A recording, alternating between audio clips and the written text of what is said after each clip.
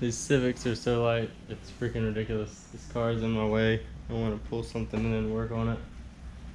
And I didn't feel like doing all this, trying to get it around this stuff. So I'm gonna move it real quick.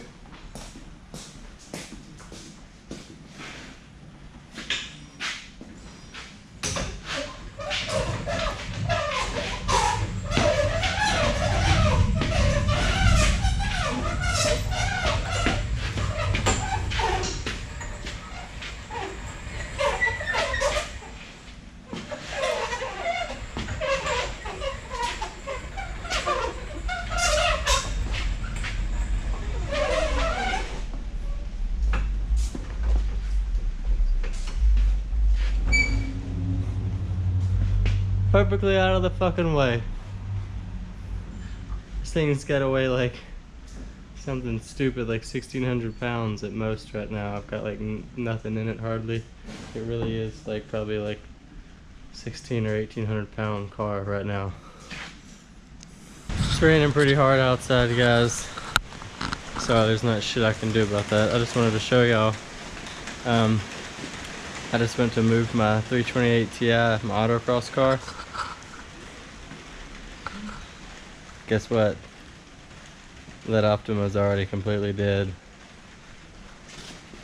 Car has a slow power drain, maybe? That's probably where you're going with this, or what you would think. That's what I should think.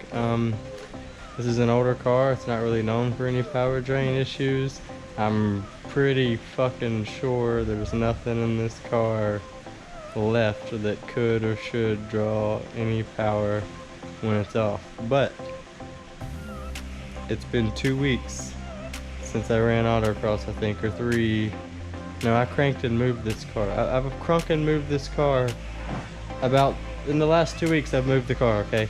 The car has moved in the last 2 weeks, the battery is now dead. I'm gonna fully charge the battery myself.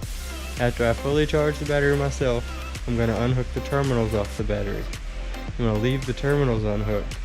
We're gonna see how long it can stay fully charged without any terminals on it. You know, then you can't blame my car for draining it. We'll try it that way. I've already tried it in my other 318 Ti. I have another one of these at home, and it did the same thing in that car, the last battery. So I don't have any fucking faith in these batteries at all at this point. But yeah, like I said, you'll see this fucking battery die on my channel. Blame my car if you want to blame my car, but I knew you'd see the fucking battery die. And whether it's the car or the batteries, one way or the other, I've got to get the shit figured out. But like I said, I'm going to fully charge it and take the terminals loose where it's just sitting there fully charged, and then try to hook it back up in 2 weeks and crank the car and see if it's dead, or just check the voltage. But yeah, fuck you, Optima. You guys fucking suck. Moved to Mexico and just fucking shit on everybody, I guess.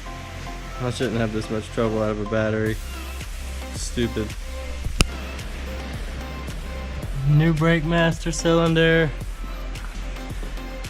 Had to make this pigtail myself because the factory one actually had the level sensor mounted like literally inside the inside of it. So which meant it wasn't just a pigtail either. I had to cut off what was the inside of that sensor and solder it in. Don't expect that kind of extra out of me for free unless you're family. This is my stepdad's vehicle. He supports this shop a fuck ton. Half the shit in here is his, to be honest. And then I used a fluid pump, and I pumped all new fluid. So brand new master cylinder, all new fluid pumped everywhere. I started with obviously the furthest away passenger rear and pumped a good bit of fluid out of there until it was completely clean. I went to the other side of the back, and this passenger side front, and then driver side front. And basically you just leave the pump under pressure, open the bleeders until the fluid comes out clean and with no bubbles. I just want to show you this cool little thing I bought a while ago. I got a lot more cars than I do friends.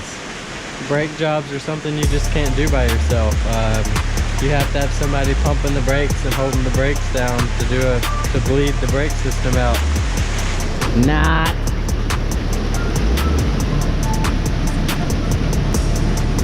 Check this out. is actually a fluid pump. Pumps fluid and pressure straight down on top of the master cylinder. I could just walk around the car and pop the bleeders open until there's no bubbles and clean fluid, and do it all by myself. But I did learn how to bench bleed a brake master cylinder today, something I've never had to do, but they gave you a kit and instructions with it how to do it.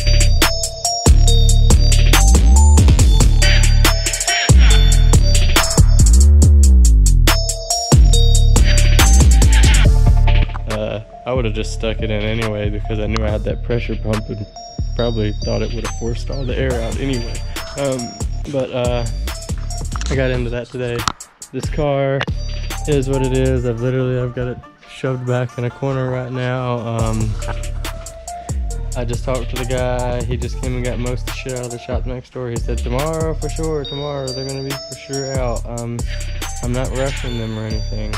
I don't care how long it takes them to get out. It's just I need to kind of know the time frame because I need help moving over there, and I need to get the hell out of here as soon as I can so that my owner can rent this place to someone else. And the big thing is I've got to get that shop inspected. That building has to have a new inspection by the city and new utilities cut on and new down payments. They won't transfer my utilities over 20 feet. I have to pay new down payments on my utilities and get a new inspection of the building, even though it was just opened as a business, you know, right now. So that's hundreds of dollars worth of money I've just got to give to the city to move 20 foot over, so they can take their time until the middle of the month. If they want to, would be great for me financially. So I'm not in a hurry for them to get out. It's just they got me in limbo up in the air on when they're gonna do it. I just need to fucking know because I'm trying to stay on top of shit. I love to ramble. I ramble so much. So much so that half my video gets just cut up. But I'll see you guys later. I'm done fucking talking. I'm done being here. I'm going home for the day. It's been storming all day. I did a very good full brake job in Plush for a family member today. He's driving this vehicle all the way to Kentucky.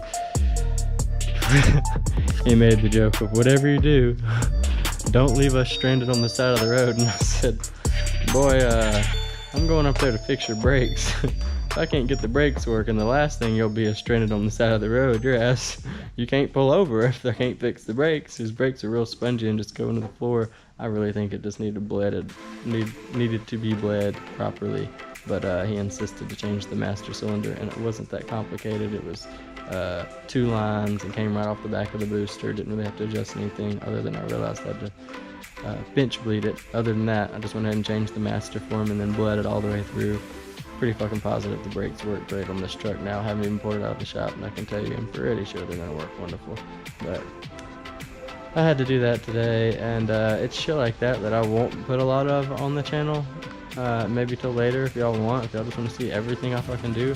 I try to mostly just show my cars and my race car stuff and my projects and stuff, not fixing a family member's fucking vehicle. But if you guys want to see more of me doing full brake jobs or maybe a random transmission swap out or engine swap out, I do stuff like that often for other people. Gotta pay the bills somehow. This isn't even a gotta pay the bills situation. My camper's parked in this guy's driveway. I just kind of got to keep all his vehicles running because he fucking pays my bills. He gives me a place to live. And that welding machine right there, that's his. Most of the wood I built that office with, I just took right out of the yard. So I mean, I've got to help this man as much as I can. Same with my fiance. She financially helped with this place more than anything. My stepdad, equipment wise, has helped me more than anyone. He's got shop stuff, shop mind. He's a fucking plant maintenance guy. He drives a 1-ton with a rig on the back of it. He's welded and done stuff like that all his life. But if it wasn't for him and my fiance, if it wasn't for my stepdad and my fiance, I don't know what the fuck this place would even be. This would be so much more of a clusterfuck. This would just be me up here rolling around naked, a bunch of broke cars. I don't know. wouldn't be what it is.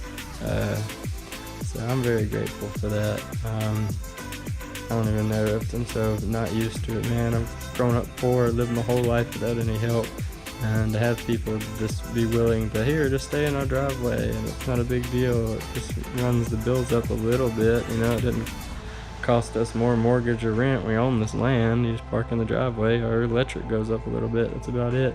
And we try to help with that when we can.